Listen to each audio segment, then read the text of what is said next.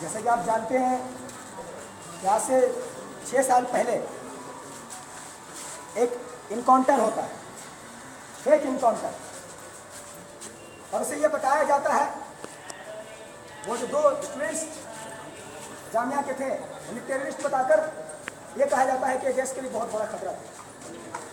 गौर करने वाली बात है वो 2 स्टूडेंट्स उम्र में भी बहुत कम थे, उन्हें शायद दुनिया की इतनी समझ नहीं होगी जो किसी देश के लिए खतरा बन सके। दोस्तों, आज हम जो मांग कर रहे हैं वो हम आसमान से सितारे तोड़ने की मांग नहीं कर रहे हैं। हम ये नहीं कह रहे कि मेरे हाथों में सूरज दे दो, हम सिर्फ ये कह रहे हैं कि फेयर इंक्वायरी कर दो। लेकिन इसके लिए भी दिल्ली की सरकार तैयार नहीं होती। हम ये जानना चाहते हैं कि क्या ये हमारा कॉन्स्टिट्यूशनल राइट नहीं है कि हम पर जो इल्ज़ाम लगे, हम पर जिस तरह की साजिशें की जाए, हम उसके लिए एक फेयर इंक्वायरी की मांग कर सकें? अगर नहीं है तो क्यों नहीं? कॉन्स्टिट्यूशन का कौन सा क्लॉज वो इस्तेमाल करके ये कहते हैं कि उस घटना का फेयर इंक्वायरी नहीं किया जा सकता? दोस्तों, इसका इनकार करना, इस फेयर इंक्वायरी का इनकार करना अनकॉन्स्टिट्यूशनल है, जो हमारे बेसिक राइट्स को, हमारे बेसिक कॉन्स्टिट्यूशनल राइट्स को छीना जा रहा है। और इसीलिए हम अपने इस कॉन्स्टिट्यूशनल राइट को क्लेम करने के लिए, रिक्लेम करने के लिए कहेंगे, क्योंकि बार बार छीना जा रहा है। दोबारा हासिल करने के लिए हम यहाँ इकट्ठे हुए। दोस्तों, बात जब होती है पॉलिटिक्स, बात होती है उन पार्टीज की जो आपस में बदल बदल कर हुकूमत में आते हैं। एक खास पार्टी है बीजेपी, जो 2 बार सत्ता में आई, और एक पार्टी है जो हमेशा सत्ता में रही। दोनों का रवैया इस तरह के केसेस में एक जैसा है, दोनों का रवैया एक जैसा है। आप इस बात को नोट कर लीजिए। और दोनों, क्योंकि पाटना हाउस इनकाउंटर जब होता है तब दिल्ली में कांग्रेस की हुकूमत थी, सेंट्रल गवर्नमेंट में भी कांग्रेस की हुकूमत थी, स्टेट में भी कांग्रेस की हुकूमत थी, और वही ऑर्गेनाइजेशन, वही पार्टी मुसलमानों के हुकूक की बात करती है, माइनॉरिटीज राइट की बात करती है। हम ये पूछना चाहते हैं कि वो किस तरह के राइट की बात करते हैं? क्या हमारा राइट सिर्फ इतना है कि इस देश में हम दाढ़ी रख सके, इस देश में हम मस्जिद में नमाज पढ़ सके? कि हमारा राइट ये भी है कि बाकी दूसरे नागरिकों की तरह, बाकी दूसरों लोगों की तरह हम भी अपने बेसिक जो human rights, constitutional rights, fundamental rights, उसकी डिमांड कर सकें, हम अपने एजुकेशन की डिमांड कर सकें, हम अपने हेल्थ की डिमांड कर सकें, हम पीसफुल रहने की डिमांड कर सकें? और हमारा ये भी राइट है कि अगर हमको कोई साजिश के तहत गुनहगार साबित करता है तो कोर्ट में जाकर हम फेयर इंक्वायरी की मांग कर सकें और अपने लिए इस केस लड़ सकें। लेकिन बार बार इस चीज़ को ठुकराया जा रहा है, और इस ठुकराने जाने के लिए एक खास किस्म का कानून का इस्तेमाल किया जाता है। ये कानून कोई नया नहीं है, ये कानून, इस तरह के कानून अंग्रेज़ों ने भी बनाया। इस तरह के कानून अंग्रेज़ों ने तब बनाया था जब लोग हिंदुस्तान को आज़ाद करने के लिए अंग्रेजों से लड़ रहे थे। यूएपीए, टाडा, कोटा, इस तरह के तमाम ड्रेकोनियन एक्ट्स, ये क्या है? क्या, कौन किसको फॉलो कर रहा है? या तो ये अंग्रेजों को फॉलो कर रहे हैं, या हमको वो इसी तरह ट्रीट कर रहे हैं जिस तरह से अंग्रेजों ने हिंदुस्तानी को ट्रीट किया। आपको इस बात को सोचना पड़ेगा कि क्यों इस तरह के कानून का गलत इस्तेमाल करके बेगुनाह लोगों को, और खास करके यूथ को गिरफ्तार किया जाता है। 14 साल, 15 साल, 20 साल जेल में रहते हैं, फिर कहा जाता है कि घर चले जाओ, तुम निर्दोष हो। Same same same same. हमारा सवाल ये है कि अगर वो निर्दोष हैं तो इनको कंपेंसेट कौन करेगा? उनकी जिंदगी जो बर्बाद हो जाती है, इसका जवाब कौन देगा? हम ये सवाल कर रहे हैं। यहाँ पर हम ये सवाल कर रहे हैं कि एक गलती एक बार हो सकती है, 2 बार हो सकती है, लगातार गलतियां हो रही हैं, इसके बावजूद लोग खामोश क्यों बैठे हुए हैं?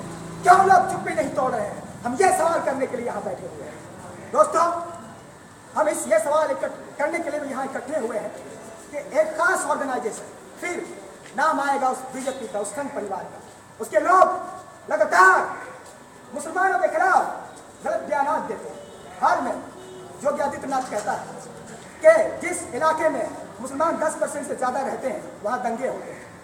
ये कौन सा तरीका है? क्या आप कहना क्या चाहते हैं? क्या दुनिया नहीं जानती कि यूपी का बाईपोल इलेक्शन हो रहा था, हिंदू मुस्लिम डिवाइड करने के लिए योगी आदित्यनाथ ने यह काम किया, लेकिन उसके खिलाफ कौन सी कार्रवाई की गई? हम ये सवाल पूछना चाहते हैं। परवीन तोमरिया रोज आग उगलता है उसके खिलाफ कौन सी कार्रवाई की जाती है? हम यह पूछना चाहते हैं। हम यह पूछना चाहते हैं कि जब हम सड़कों पर उतरते हैं, अपने कॉन्स्टिट्यूशनल राइट का डिमांड करते हैं, तो लोग कहते हैं कि ये लोग बौरा गए हैं, लोग कहते हैं कि ये लोग कानून के खिलाफ जा रहे हैं। हम अपने कॉन्स्टिट्यूशनल राइट की बात करें तो हम कानून के खिलाफ जा रहे हैं, और वो लोग देश में दंगे भड़काएं तो वो लोग देशभक्त हैं। ये कौन सी देशभक्ति है और किस देशभक्ति की बात की जाती है? हम ये सवाल पूछते हैं। और कौन सा देश की बात करते हैं? हम उस देश पर यकीन रखते हैं जिस देश को गांधी, नेहरू और मौलाना आजाद ने बनाया था। हम उस देश पर यकीन रखते हैं जिसको B.R. अम्बेडकर के सपनों से सजाया गया। हम उस देश पर यकीन रखते हैं जिसमें नेशनलिज्म का डेफिनेशन ये दिया गया था, जिसमें नेशनलिज्म का देशभक्ति का डेफिनेशन ये दिया गया था, देश की सेवा का डेफिनेशन ये दिया गया था कि देश के हर तबके को उसका मौलिक अधिकार, उसके फंडामेंटल राइट, उसके बुनियादी हकूक दिए जाएंगे। लेकिन आज जो अग्रिम की जा रही है, ये अग्रिम हमेशा चलती है। आज एक तरफ दलित, पिछड़े और मजलूम तबके जिनको कास्टिज्म प्रैक्टिस करके समाज से बाइकआउट किया जाता है, मेन स्ट्रीम से बाइकआउट किया जाता है। दूसरी तरफ माइनॉरिटीज, मुस्लिम और क्रिश्चियन, जिनके खिलाफ साजिशें रची जाती हैं। ये दिखाने की कोशिश की जाती है कि उनका इस देश पर हक नहीं है। और शर्म की बात तो ये है कि इनके देशभक्ति की परिभाषा क्रिकेट से डिफाइन होता है, इनके देशभक्ति की परिभाषा खाने पीने से डिफाइन होता है, इनके देशभक्ति की परिभाषा पहनने से डिफाइन होता है। मगर हमारी देशभक्ति की परिभाषा इस देश में हर एक सिटीजन के मौलिक अधिकारों से डिफाइन होता है, इस देश की रक्षा से डिफाइन होता है। अरे संघ परिवार मुर्दाबाद, मुर्दाबाद, मुर्दाबाद, आरएसएस मुर्दाबाद, मुर्दाबाद, मुर्दाबाद, आरएसएस हाय।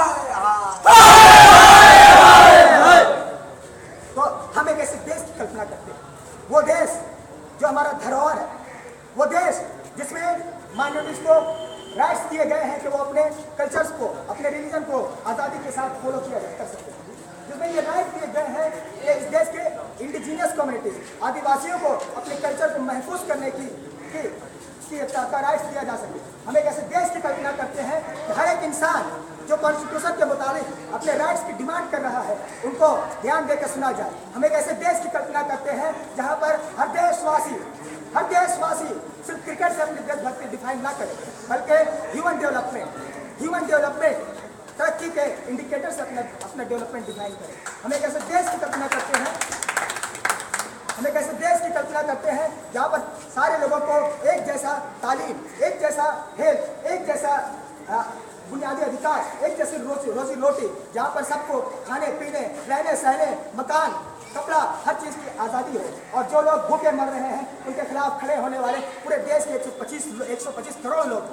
हम एक ऐसे देश की कल्पना करते हैं जहाँ पर जब इंसाफ किया जाए तो ये ना देखा जाए कि वो किस कास्ट से आ रहा है, वो किस धर्म से आ रहा है, वो किस लैंग्वेज से आ रहा है, वो किस स्टेट से आ रहा है, वो किस रंग से आ रहा है, बल्कि ये देखा जाए कि वो देशवासी है, इस देश में पैदा होता है, हुआ है। और जैसे कि हमारा कॉन्स्टिट्यूशन कहता है, हमारा संविधान कहता है कि जो इस देश में पैदा हुआ वो इस देश का देशवासी है। फिर देशभक्ति का कौन सा डेफिनेशन ये लेकर आए? क्या ये नहीं लगता कि वो देश के उस इतिहास को गांधी, नेहरू, मौलाना आजाद और अम्बेडकर के उस देश को छीन लेना चाहते हैं? वो एक दूसरे किस्म का समाज बनाना चाहते हैं, एक दूसरे किस्म का देश बनाना चाहते हैं। और ये साजिश लगातार हो रहा है। संघ परिवार जिस तरह से लगातार कर रही है, जिस तरह से मुजफ्फरनगर के दंगे, जिस तरह से गुजरात के दंगे, जिस तरह से पास्ट में बाबरी मस्जिद को ढा दिया गया, जिस तरह से मुंबई राइट्स हुए, इन तमाम चीज़ों पर क्या रवैया इख्तियार किया, कितने इंसाफ मिले? हम ये सवाल पूछने के लिए भी आए हैं। हम ये सवाल पूछने के लिए आए हैं इसलिए नहीं कि हम मुसलमान हैं, बल्कि इसलिए कि हम हिंदुस्तानी होने की हैसियत से हम ये सवाल कर रहे हैं। आज उस घटना हाउस इनकाउंटर में जिन 2 लोगों को इनकाउंटर किया गया, कत्ल किया गया, वो लोग इस देश के बासिंदा थे। उन देश के बासिंदे होने के नाते हम उनके फंडामेंटल राइट्स की मांग कर रहे हैं, लेकिन इसके बावजूद इनके कानों में जू तक नहीं है। दोस्तों, अगर इसके पीछे एक साजिश देखेंगे, वो साजिश वही है, इस देश के उस इतिहास को खत्म करने के लिए आजकल खुलेआम गांधी, नेहरू को गालियाँ दी जाती हैं। ये कौन सी साजिश? एक तरफ हम गांधी को राष्ट्रपिता कहते हैं, फादर ऑफ द नेशन कहते हैं, दूसरी तरफ एक सत्ता है जो लगातार गांधी को बेइज्जत करता है, जलील करता है। हम इसकी मुखालफत करते हैं। अगर लोग पूछना चाहते हैं कि हम कौन सा मेथोडोलॉजी अप्लाई कर रहे हैं, किस लिए यहाँ पर इकट्ठा हुए हैं, तो हम ये बताना चाहेंगे कि हमने उन्हीं गांधी नेहरू से ये चीज़ सीखा है जब उनके बुनियादी अधिकारों को इस तरह के कानून बनाकर छीना जाता था तो वो भी रोड पर उतरा करते थे, वो बायकॉट करते थे, वो आंदोलन करते थे। आज भी हम वही काम कर रहे हैं। हमसे बड़ा देशभक्त कौन हो सकता है? हम उन फेक देशभक्तियों को नकारते हैं और आज हम ये बताते हैं कि हम एक ऐसे समाज, ऐसे देश की कल्पना कर रहे हैं जहाँ पर हर किसी को आज़ादी के साथ रहने की आज़ादी। ये बात सही है कि अंग्रेज़ों के जाने के बाद हम हम लोगों को आज़ादी मिली, लेकिन वो आज़ादी सिर्फ पॉलिटिकल आज़ादी थी। आज भी हमारा समाज, हमारा कल्चर कहीं ना कहीं गिरफ्त है खास किस्म के अंधविश्वास। आज भी हमारा समाज गिरफ्त है खास किस्म के साजिश में, वो भेदभाव में, वो कम्युनलिज्म में, कास्टिज्म में, गरीबी में। इसीलिए हम इन तमाम चीज़ों को ख़त्म करके एक मुकम्मल आज़ादी की बात कर रहे हैं। हम सिर्फ पॉलिटिकल आज़ादी नहीं बल्कि सोशल आज़ादी, कल्चरल आज़ादी, हिंदुस्तान की अपनी तहजीब, अपना कल्चर, अपनी सोसाइटी और अपने पॉलिटिक्स हो, तब हम मुकम्मल आज़ादी पा पाएंगे। और इसीलिए हम कहना चाहते हैं कि campus front of India Gandhi, Nehru, मौलाना आज़ाद और B.R. अम्बेडकर के उस सपने को आगे बढ़ा रहा है, उस अधूरे सपने को, उस देश को जिसका ख्वाब उन्होंने देखा था और जो धरोहर हम लोगों को सौंप कर गए हैं। और इस बात यहाँ से यह भी ऐलान करना चाहते हैं कि उस जनरेशन की मेहनत को, जिस जनरेशन ने अंग्रेज़ों से लड़कर इस देश को हासिल किया, उसे कोई अधिकार नहीं बनता कि उस देश के कैरेक्टर को बदल दे, क्योंकि उस जनरेशन ने लड़ करके इस देश को बनाया है। इसीलिए इस जनरेशन का फर्ज है कि उनके सपनों को बचाया जाए, उस देश को बचाया जाए जिसको गांधी, नेहरू, अम्बेडकर और मौलाना आज़ाद ने हासिल किया। और इसीलिए हम लोगों से अपील करते हैं, हम अपील करते हैं यहाँ के जामिया के लोगों से, ओखला के लोगों से, ना सिर्फ यहाँ नहीं, दिल्ली नहीं, बल्कि पूरे हिंदुस्तान के लोगों से, पूरे भारत के लोगों से, कि वो इकट्ठा होकर के आज जो भारत का वो खोज है, जो कैरेक्टर है, जो आज कहीं ना कहीं खतरे में, उसको बचाने के लिए हम लोगों को इकट्ठा होना होगा और दोबारा रिक्लेम करना होगा उस भारत को जिसको हम लोगों ने 1947 में पाया। इसके साथ मैं अपनी बात खत्म करूँगा। हम लोगों का शुक्रिया।